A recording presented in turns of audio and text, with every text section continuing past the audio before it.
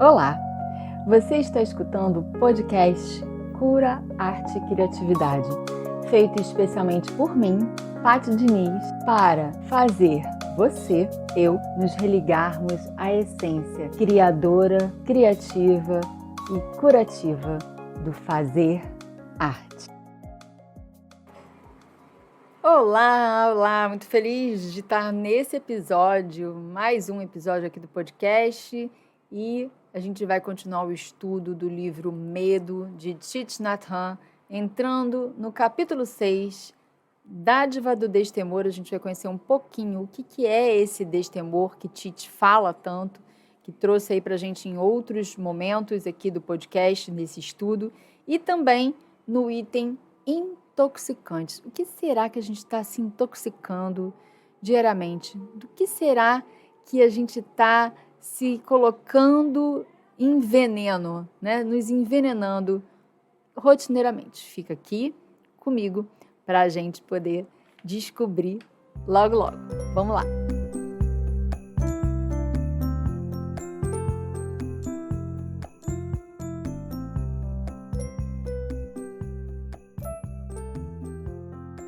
A Dádiva do Destemor, capítulo 6.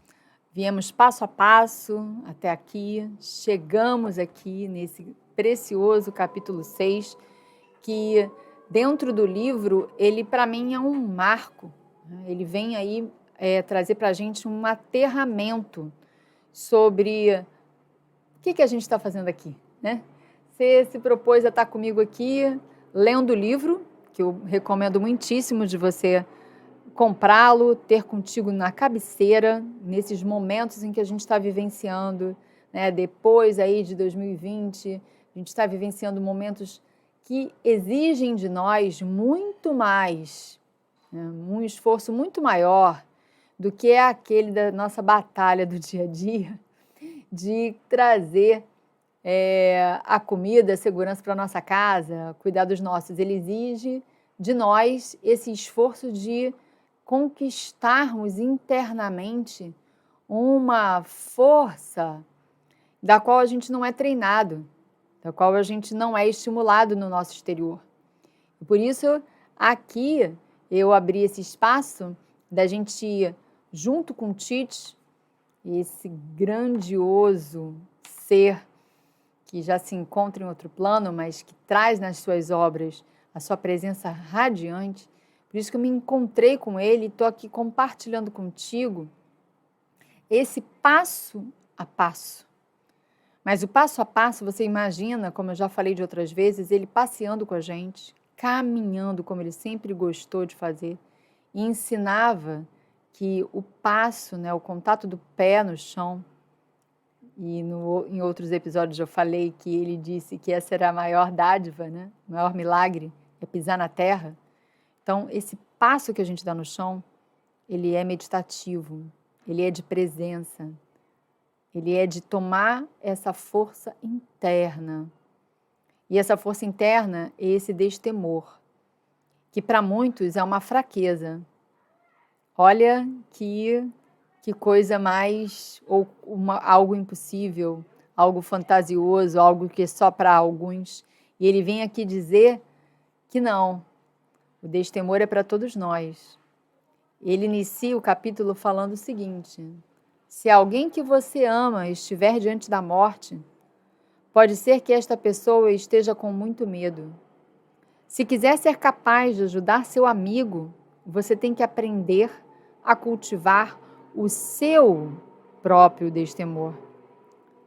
O destemor é a base da verdadeira felicidade. E se você conseguir oferecer coragem a alguém, estará ofertando àquela pessoa o melhor tipo de presente. Se conseguir sentar-se com solidez junto a esse seu amigo diante da morte, durante esses momentos difíceis, você poderá ajudá-lo a morrer em paz, sem medo. E ele completa: o destemor é a nata dos ensinamentos de Buda. O destemor era a pérola. É a gente observar a vida como esse fluxo de impermanência que a gente estudou nos episódios anteriores, onde que nada tem início e nada tem fim, onde a gente compreende que a morte, ela é uma transformação, ela não encerra nada, onde a gente começa a compreender que nada realmente nasce ou morre. Ele fala que a meditação, ela pode gerar a energia para a gente de consciência plena e concentração. E essas energias de consciência plena e concentração vão nos proporcionar esse insight, que nada realmente nasce ou morre. E aí, dessa forma, a gente vai superar o medo da morte. E é somente superando o medo da morte que a gente encontra o grande alívio do destemor. E esse destemor, segundo Tite, é a alegria suprema. Então, se a gente está com medo e a gente não está totalmente feliz, porque o medo é o oposto da felicidade. E se a gente ainda estiver correndo atrás do que a gente qualificou como um objeto de desejo nosso, algo externo a nós, que vai nos trazer essa saciedade do medo, a gente ainda vai estar cultivando o medo. Porque esse medo e o anseio, eles andam juntos. A gente está querendo estar seguro, a gente está querendo estar feliz em todo o tempo, né? E aí a gente vai ansiando por ter alguma coisa, por fazer tal viagem, porque para a nossa casa ser desse jeito, então, ou de ter aquela pessoa ao nosso lado, ou de ter tal emprego, ou de ter aquela situação, ou de que tudo nosso possa melhorar por uma tal e coisa, ou que a gente tenha riqueza, ou que a gente tenha fama, seja lá o que for. Então, a gente quer garantir o bem-estar. E nesse anseio de garantir o bem-estar, a gente está gerando insegurança. Olha aqui, contraponto. A gente está garantindo mais medo, porque tudo que é externo a nós é perecível, não é eterno. Todas as circunstâncias, tudo que a gente está colocando a nossa visão e essa ilusão de segurança é falho, né? É impermanente, não tem como. E então, o que Tite nos aconselha, nos coloca aqui, para a conquista desse destemor, é que a gente conquiste a nossa liberdade interna. A gente não vai poder nunca satisfazer um desejo ardente, nosso, esse desejo ardente de conquistar coisas, de se apegar a coisas e pessoas, e a lugares, e a situações, e querendo estarmos libertos, estarmos sem medo. Pelo contrário, essa tática nossa, essa tática que aprendemos na nossa sociedade, ela traz cada vez mais a gente numa panela de pressão, como se fosse eles sendo fritos nessa panela de pressão, morrendo de medo. A gente quis a própria panela de pressão que está ali nos queimando por inteiro com esse medo, e aí a gente fica com medo de sair dessa prisão que a gente se colocou por medo de algo inevitável, de algo que é a vida, que é esse sentido de transformação inata da vida, mas conscientes de que nada tem um fim. Então a gente cria a ilusão do fim e fica com medo da mesma ilusão e se aprisiona tentando suprir essa dor imensa do medo com diversos objetos, seja pessoas, coisas, ideias, locais, presos a essas preocupações, sendo atormentados por elas, prendendo-nos e tirando-nos a nossa paz. Então, somos nós que estamos aí nos programando diariamente.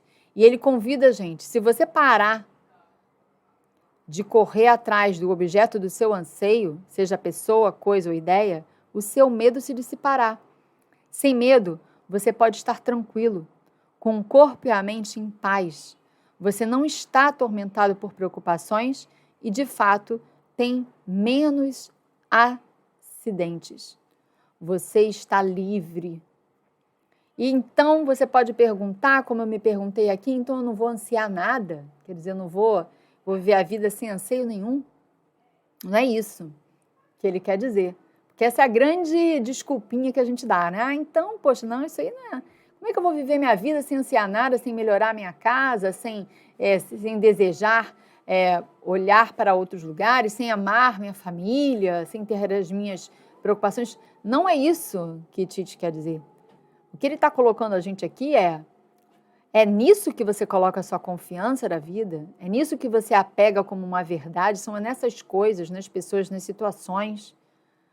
Qual é a tua âncora? É tudo isso aí? Olha bem profundo para os teus anseios e desejos. Veja bem qual é a origem de tudo isso. Se não é um grande medo, uma grande insegurança de perder tudo. Então você quer tudo porque você tem medo de perder tudo, mas não tem nada teu. Não tem nada que te segure, né, que te dê essa segurança.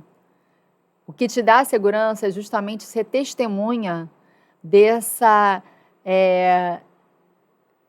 impermanência da vida, de que tudo é transformador, tudo se transforma, você se transforma, as coisas se transformam, e que não são as coisas, nem as pessoas, nem os locais, nem as suas ideias que vão te trazer a paz. E ele continua: se conseguirmos moldar nossa habilidade de encarnar o destemor e o desapego, isto é mais precioso do que qualquer dinheiro ou riqueza material. O medo arruinará nossas vidas e nos deixa infelizes. Agarramo-nos aos objetos e pessoas, como alguém que está se afogando se agarra a qualquer objeto que passa flutuando. Olha aí. Praticando o desapego e partilhando esta sabedoria com os outros, nós ofertamos a dádiva do destemor.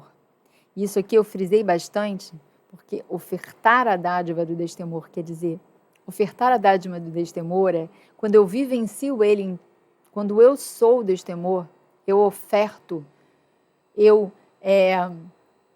irradio, não tem outra palavra melhor, eu influencio o meu meio com esse destemor.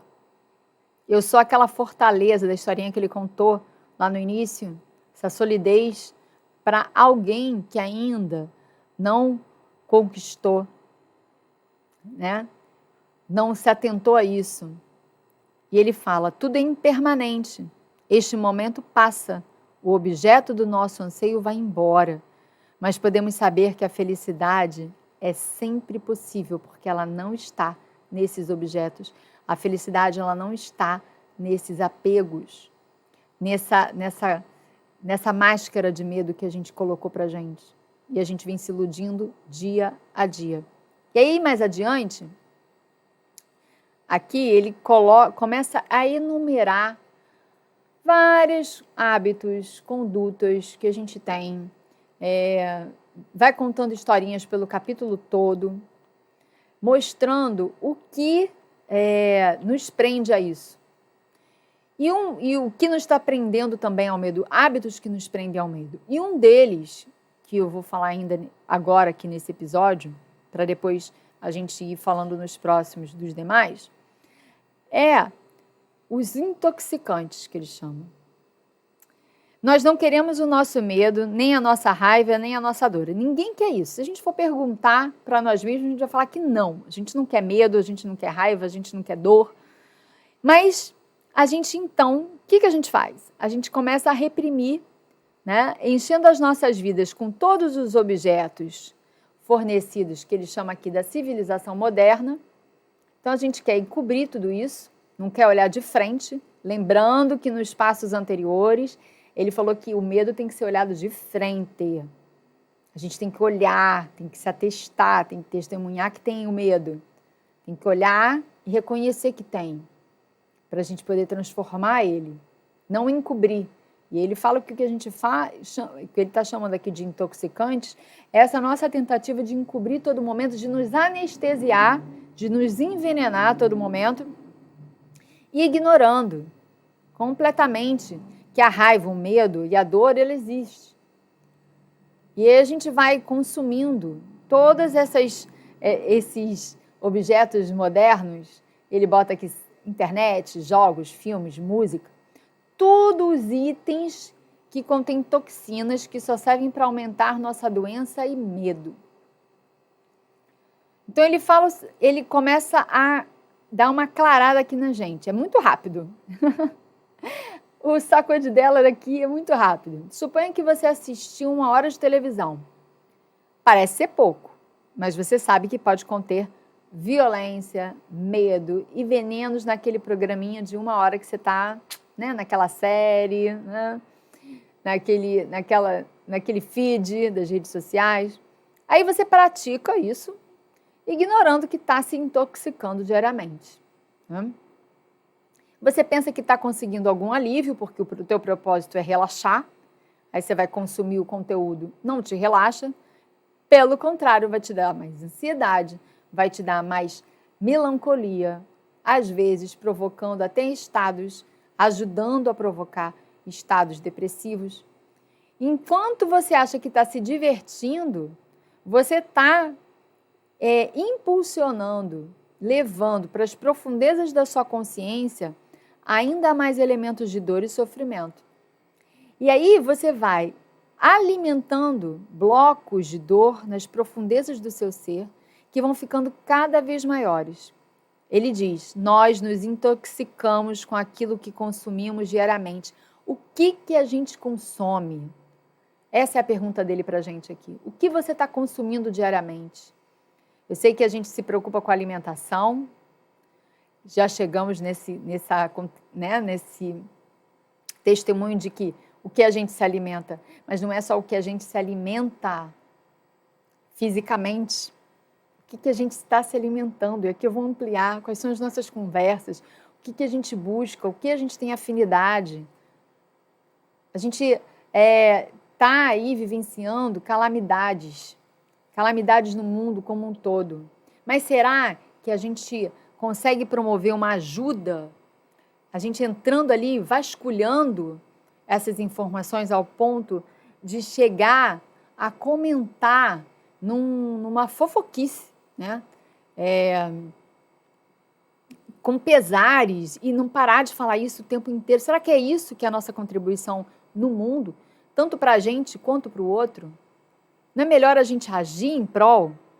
E agir em prol, às vezes, é silenciar, é honrar o sofrimento com o nosso silêncio, com a nossa postura de quem ora, né?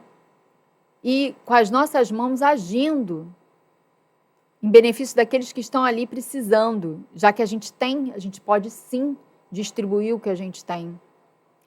Já que a gente tem a consciência de que tudo que a gente vê, tudo que a gente acessa é um alimento para o nosso mundo interno, que a gente começa a fazer um detox. Não é para se alienar do mundo, não é para não saber o que está acontecendo, mas é tomar consciência do que você está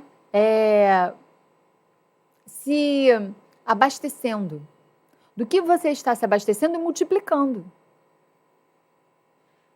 Porque toda vez que a gente entra com um olhar de julgar, toda vez que a gente entra com conteúdos que nos trazem dor, sofrimento, penúria, que nos trazem mais medo, a gente só está prejudicando a nós mesmos e a todo o ambiente em que a gente está. A gente não está ali se aliviando. E ele continua, né? Deixemos que o televisor, assim, olha só, ele continua mesmo, deixamos que o televisor, e aqui a internet, atualizando o livro, seja a babá dos nossos filhos, e os nossos filhos se intoxicam todo dia com o que eles veem e ouvem. Já existem venenos dentro de nós, nas profundezas da nossa consciência, e, no entanto, abrimos-nos para receber ainda mais venenos e toxinas. Ele bota uma bandeira vermelha aqui. Para com tudo. Quer construir? Você está aqui comigo, escolheu esse livro, esse papo, essa caminhada comigo? Então muda teu hábito já. Muda agora. Muda. Ou então toma consciência quando você vai se envenenar. Nosso ambiente também está profundamente poluído por toxinas. E aí ele completa. Praticar meditação significa estar consciente de tudo o que está acontecendo. Não somente em nosso corpo, mas como também no resto do mundo. Estamos nos alimentando e alimentando os nossos filhos com venenos. E isto é o que está acontecendo hoje em dia. Se perceber isto, você se acorda para o fato de que estamos nos intoxicando o dia inteiro. Temos que encontrar uma maneira de parar de consumir estes intoxicantes que alimentam o nosso medo. Não adianta nada, né, a gente ficar aqui estudando, tendo aí esses insights, buscando essa prática se a nossa rotina não muda. E principalmente, se a gente não consegue expandir isso para aqueles que estão iniciando a vida, que são as crianças, que são os adolescentes. Como que a gente vai fazer isso? Como cada um de nós, dentro de uma harmonia, vai conseguir sim encontrar soluções. E para mim, eu posso dar aqui uma dica de como eu faço na minha casa, é dando o meu exemplo. Quando os meus filhos me veem não buscando me aliviar através das maratonas das séries, quando eu consigo, né? Não estou aqui me livrando de nada, estou aqui como aquela que também já usufrui do veneno. Quando eu me coloco em movimentos mais nutritivos, em silêncio, sem falar nada, eu chamo a atenção. Todo o meu movimento artístico chama a atenção dos meus filhos. Quando eu me proponho a fazer arte dentro da minha família, mesmo no silêncio, mesmo sem exigir que eles façam, eu vejo esse movimento se aproximando. Então, a gente está aqui, esse é um canal, esse podcast é um canal que tem como finalidade ter essa tríade da cura, da arte, da criatividade. A meditação é algo que eu trago muito na prática do meu ser e também nas vivências, mas a arte, ela conversa com todos, gente. E ela não é veneno. Pelo contrário, ela é um alimento muito, muito importante para a nossa vida. Se eu pudesse, vou usar aqui, ela é um antiveneno. Então, essa 1 hora de arte todo dia, 1 hora de arte todo dia, de comungar com aqueles que estão ao nosso redor de arte todo dia, fazer por você, faz por você primeiro. Para as nossas crianças, a gente pode sim limitar o acesso, a restringir esse acesso, colocar uma ordem sim, fique nos eletrônicos só tanto tempo por dia. Se, eu vou fazer outras coisas, vou ficar com tédio, tédio é bom, tédio não é ruim, gente. Tédio, depois eu gravo outros podcasts aí sobre tédio não é ruim. Vá brincar, vá fazer outras coisas, vai se relacionar com pessoas, vamos conversar o que aconteceu no nosso dia. 1 hora de conversa do que aconteceu no nosso dia é um alimento muito vivo para cada um de nós em nossa casa ter.